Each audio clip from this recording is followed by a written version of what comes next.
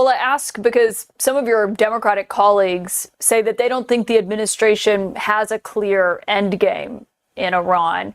Do you have concerns about how they know when to be done? Recently, Caitlin Collins hosted a segment featuring MAGA supporter and Democrat in name only John Fetterman, who seemed to defend the Trump administration and their highly controversial stance on the war in Iran. In this clip, tensions quickly rose between Caitlin Collins and Fetterman, creating a heated exchange. As we break down these moments, I'll also share my own perspective. Let's jump in and watch it together. President Trump this week began referring to the war with Iran as an excursion. Asked today, which is it, excursion or war, the president offered this explanation.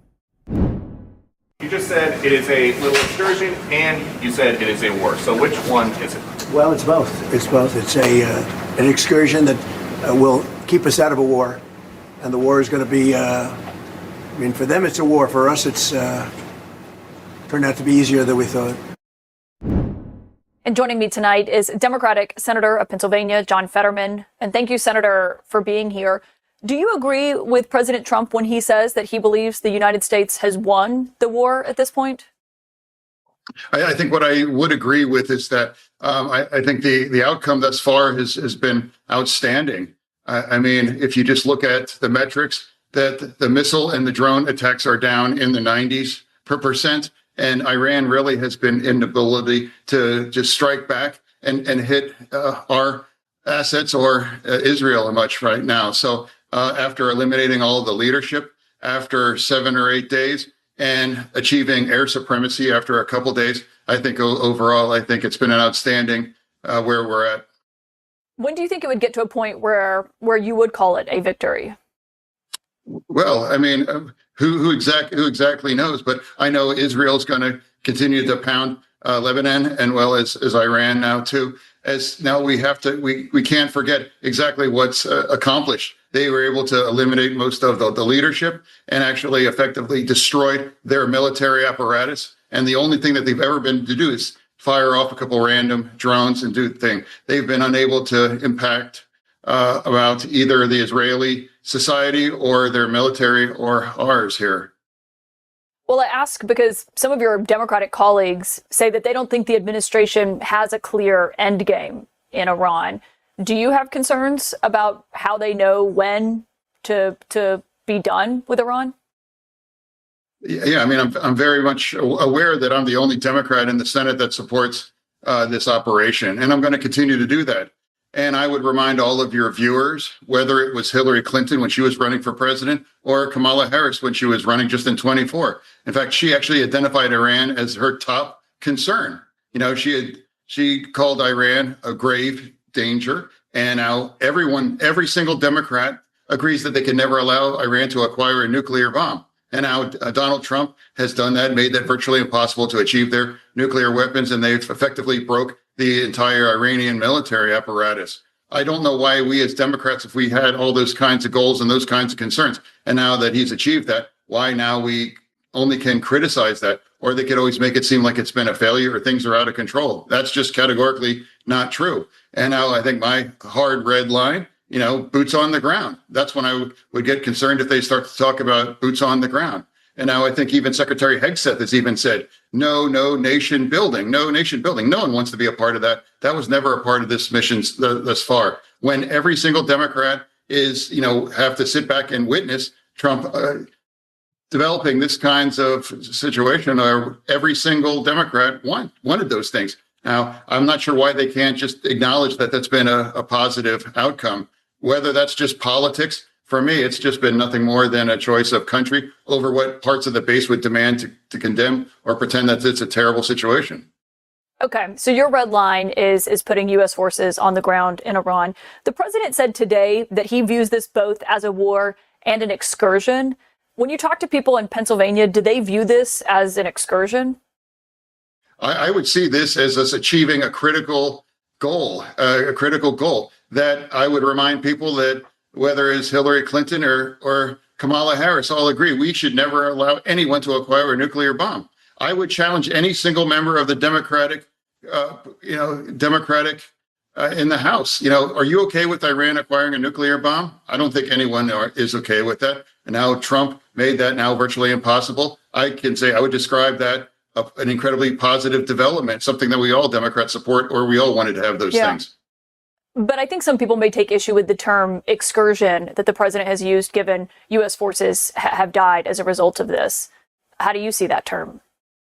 I'm not getting into semantics. Call it what it is. I would call it as thus far incredibly successful, and that's very compatible with every of the wishes and the concerns of the Democratic presidential candidates, and now anyone that's serving in Congress, here in Pennsylvania or in any state in our country. John Fetterman claims this is about putting the country over the base.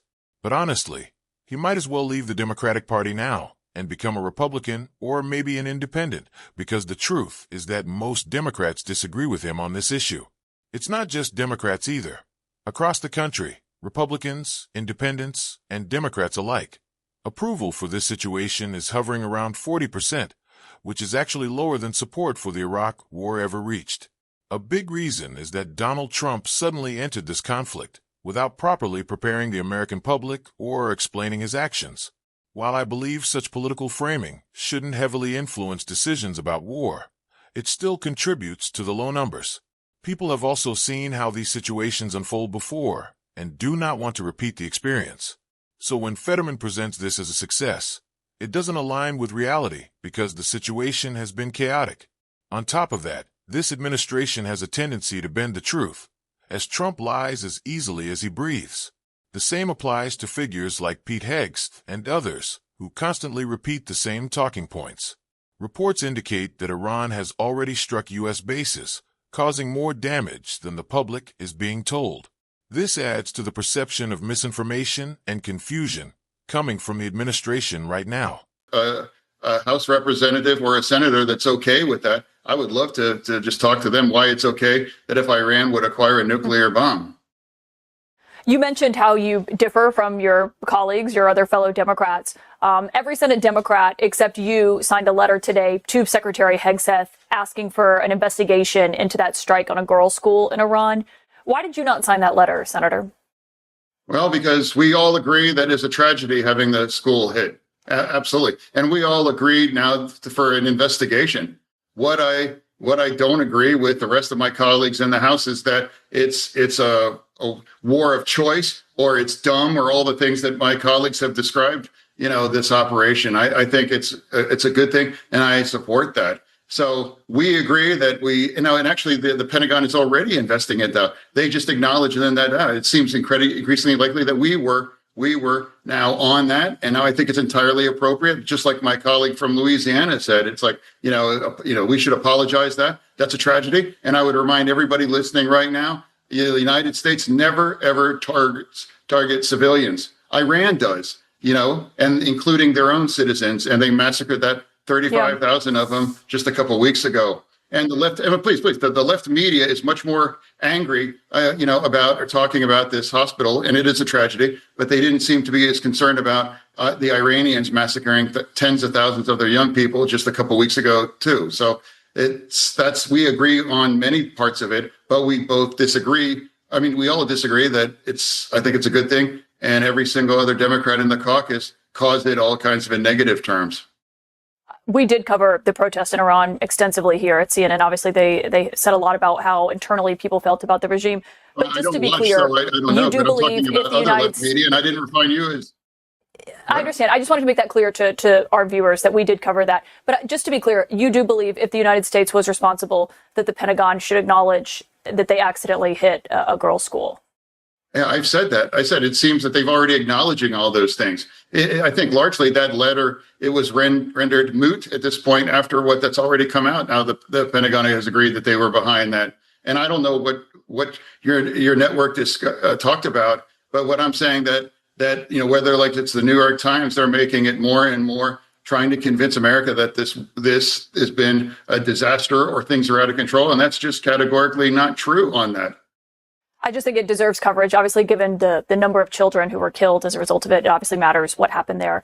We'll see what the Pentagon investigation says. Senator John Fetterman, I appreciate your time tonight. Thank you for joining us, as always, here. Yes. Oh, no, you don't have to cut me off here. Go ahead, Senator. We're not cutting you off. Well, you said something that it's appropriate to cover it. It is appropriate to cover it. You know, it's a tragedy. Absolutely. You know, and now if we were on that, it's entirely appropriate for her to apologize. If you're implying that I don't think it's wrong to cover it, that's just not true. Yes, it's being covered. I just want to clarify that. It just seemed like a short shut off there to imply that I didn't want to carry that, or I think it's entirely appropriate to talk about it. Yeah, I'm not implying that. I just wanted to clarify why we're covering it for everyone who's watching. Senator, thank you. I do always appreciate hearing your thoughts. Yeah, thank you. I do wish Kaitlan Collins had pushed back a bit more during that exchange. But honestly, this is what we've come to expect from CNN. To be fair, Kaitlan Collins generally does a solid job overall. Yet there were several moments where I strongly disagreed with John Fetterman, especially regarding the girls' school incident. He claimed the Pentagon admitted the United States was responsible, but as far as I can recall, Donald Trump never fully admitted it. Initially, he blamed Iran, when evidence later revealed that Tomahawk missiles were used, clearly pointing to the United States. Trump attempted to downplay it, saying other countries also possess Tomahawk missiles, which is simply inaccurate. That alone raises serious questions. Beyond that, I challenge the notion that this was merely an accident. While this particular school received the most attention, and Collins is right that it deserves ongoing coverage on every major network rather than being quietly pushed aside, the bigger picture is even more troubling. Reports indicate the number of schools struck has reached double digits, along with a similar number of hospitals. In several cases, there is evidence of double taps, where a location is bombed once and then struck again when rescuers or others arrive. Yet Fetterman claims the United States does not target civilians, which does not match historical records. During the Iraq and Afghanistan wars, there were documented instances where U.S. aircraft carried out secondary strikes on locations after ambulances or rescue teams arrived, hitting people who were clearly civilians at SO. When Fetterman says the United States does not attack civilians, he is either ignoring the facts or repeating a narrative pushed by this and previous administrations that paints the U.S. as always being the good side. The public, however, is no longer buying that story as they once did. Many Americans see this conflict as a war of choice, even though Fetterman insists otherwise. The simple truth is that Iran did not attack the United States, no matter how often Trump or his supporters cite 47 years of hostility or claim Iran was about to strike. The fact remains, they did not attack. This is why this still looks like a war of choice, despite Fetterman's arguments that I wish Collins had pushed back harder on that point as well. Overall, I want to hear from all of you. Let me know in the comments whether you think Fetterman should leave the Democratic Party, as he seems almost proud to be one of the few senators openly supporting this situation. In my view, that is not something to be proud of. It is something to be embarrassed about. Every Democrat in Congress should stand together, vote against this, and make it clear they will not spend another penny on it. Exactly what many Americans, especially Democratic voters, want. If Democrats aim to build support and strengthen their position heading into the midterms, this is a moment where they must listen to their voters and take a firm stand. I'm eager to hear your thoughts in the comments.